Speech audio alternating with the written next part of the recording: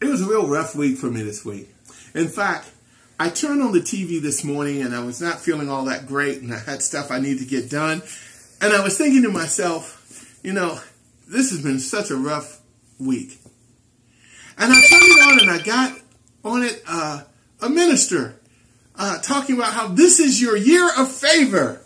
And how God is going to bless you this year. How it's going to be wonderful for you. And I turned the channel because I didn't want to hear that then. And I got another minister talking about how God has granted you favor. And then the thought that went across my head was something real simple. What did they say last year?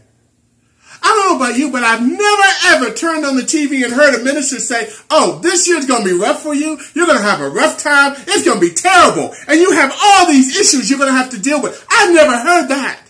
What I've always heard is, it's your year of favor. It's so wonderful. And yet, all my years haven't felt like that.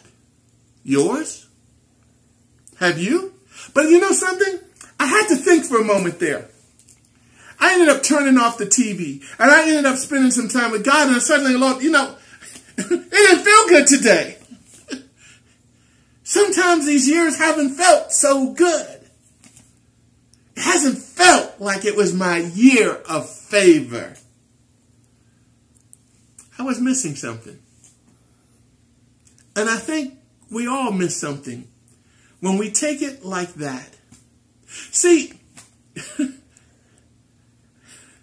I have a really good friend that likes to say all the time, it's my best day ever.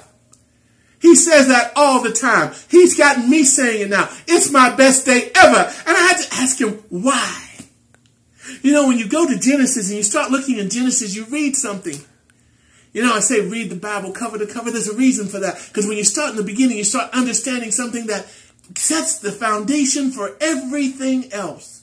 You see, it says, in the beginning, God created the heaven and the earth was without form and void, and darkness was upon the face of the deep, and the Spirit of God moved upon the face of the water. And God said, let there be light, and there was light. And God saw the light, that it was good. And God divided the light from the darkness. You know what's interesting? See, when I read that for years, I thought that meant he created the sun.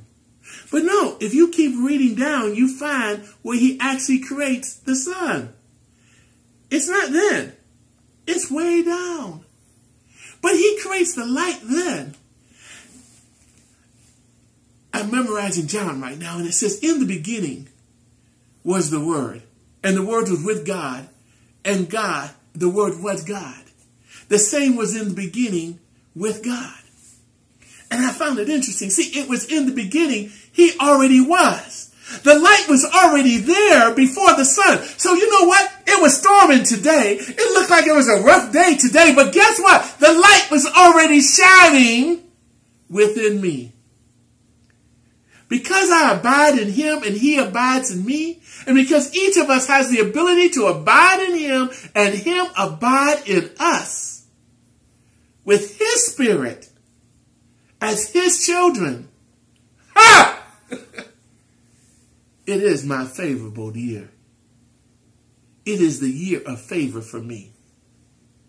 It is the best day ever for me. No matter what is happening on the outside, the weather, the problems, the issues, the sickness, the problem, all the finances, all that stuff, all the parents, the issues with family and folks, and it doesn't matter. How can I say it is my most favorable year?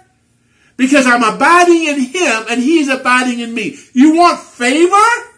You want this to truly be your most favorable year? Come to learn and abide in the God that is, by definition, favor. Because there's a promise that he loves us. There's a promise that he cares for us. And it's more than a promise. I turned to a friend today and I said, I don't like to say I'm trusting God for something. I don't like saying that because that sounds like I'm hoping that something might happen. No, I'm standing in the reality of who he is. That's what I'm standing in. And because of that reality, it's my best day ever.